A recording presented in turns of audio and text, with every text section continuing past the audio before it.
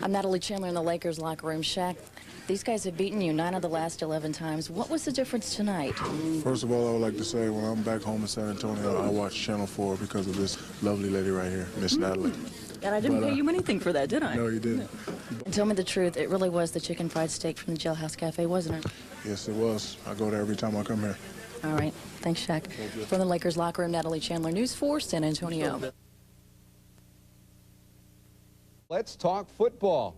Alamo Bowl football. News 4 San Antonio's Natalie Chandler has more on this exciting matchup. Natalie. Boy, it is going to be an exciting game for these 60,000 people to see out here tonight, Roy. The Huskers were supposed to be headed to the national championship. The Wildcats weren't even supposed to make it this far, but instead of a mismatch, this is turning out to be quite a matchup. We'll talk more about that in just a minute. Right now, going over to Ed Suarez, who's at Sunset Station where all the fans are.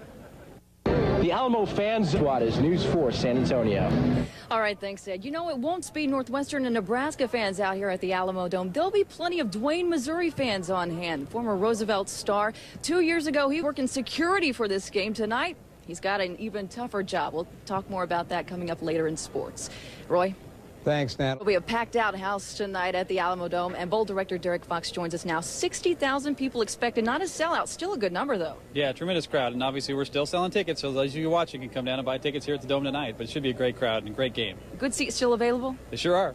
We were talking earlier about a story that ran in the paper today. The BCS deal is up in another year, and the Alamo Bowl is said to have pretty ambitious plans. Well, I think we've made it very well known that we'd like to have a chance to move up in whatever level that may be, whether it's the third pick, the second pick, or why not go for the BCS if the opportunity to present itself. Now, it's obviously a little bit ambitious, but all we want is the opportunity. We realize it costs more money, but we think we've got all the right assets here in San Antonio to make it work.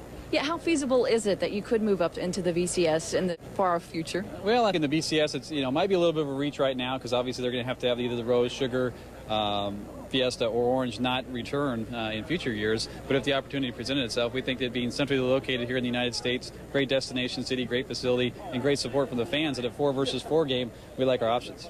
All right, Derek, thanks a lot. We wish you and the Alamo Bowl a lot of success in the future. It's a great bowl. Speaking of bowls, did you see the wild one last night for the Longhorns? Even Mac Brown said it was one of the best games he's ever seen.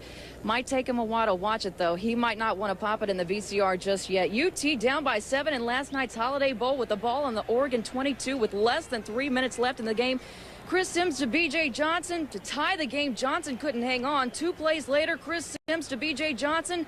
Johnson couldn't hang on. 4th down, and Chris Sims to Roy Williams to tie the game, but Williams, you get the picture. Texas loses a heartbreaker, 35-30 the final. Hey, speaking of a game, how about the one down in South Florida today? Jay Fiedler threw 3 picks in the first half, but boy, did they make up for it in the second.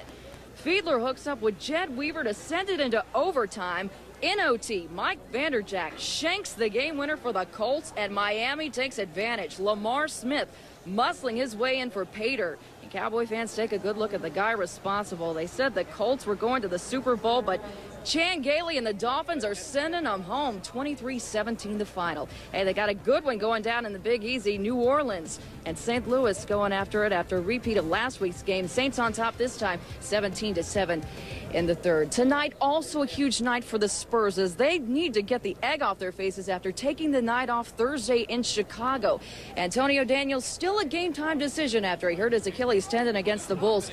He was in a lot of pain after the game. Didn't practice yesterday, may not play tonight.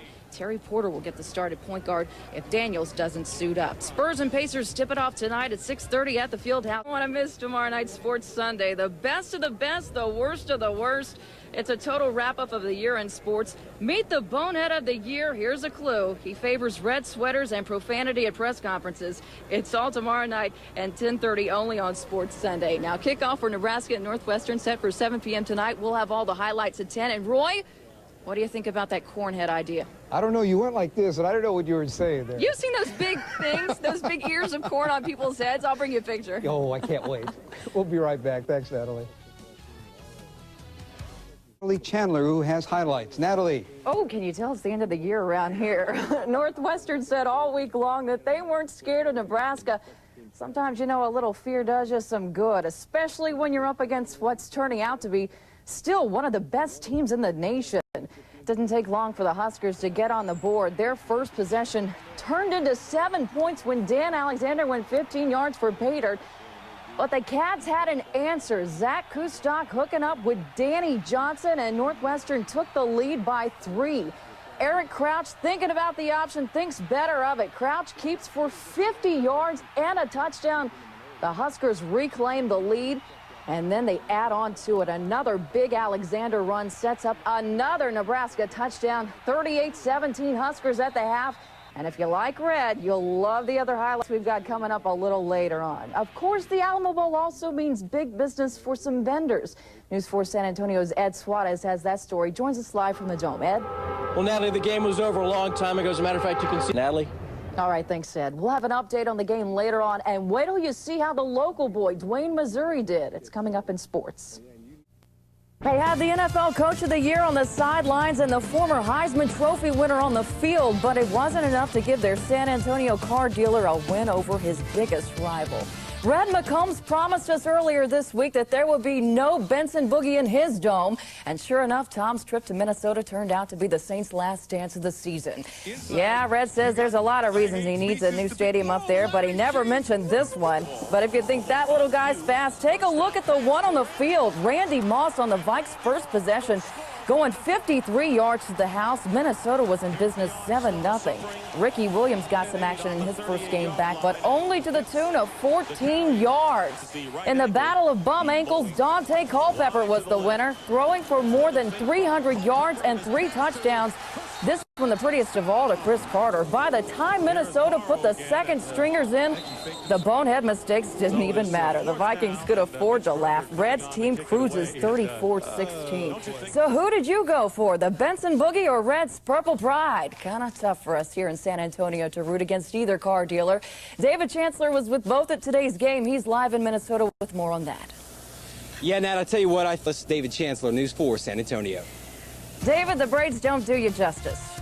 Another playoff game we want to mention right now. The Raiders blowing out the Dolphins 27-0 in the third. Guard him and he takes it to the hoop. Double team him and he still knocks him down. So the Spurs will try another strategy to stop Detroit's Jerry Stackhouse tonight. Fatigue. Stackhouse has the second highest scoring average in the NBA right now.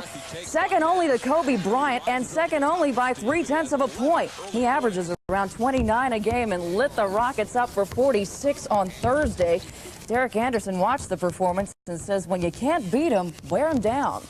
When 2 or 3 people on, I saw what they had doing and more power to them. Spurs and Pistons tip off at the usual 7:30 tonight at the Dome. It's fight night. You know, pretty much whatever they want, I'll sign it, within reason. Have you perfected the art of autograph? Because I know you signed so many, so do you have it down pat or is it just a quick scribble? You want to test me out here? You want to test me out? That's legible. I don't know, Terry. Let's open this up to the world. First name's Terry Porter 30. How you doing? Well, I have a short name, so I'm lucky, you know, it can go very quickly. I don't know. That was 3 seconds. 3? And I can't read it. Oh, well. Let me show you what everybody else writes. All right. Now, That's it? that's it. They really wouldn't know who that is. That is the better one. Thank you. I thought eventually you would come on my side. Do you want my autograph? Yes, I do want your autograph. Can I have the pen, please? You don't even know who I am. There we go. And that's Well, now about... I know you. That's my chicken scratch. There you go. Thank you very much. Just like the pros,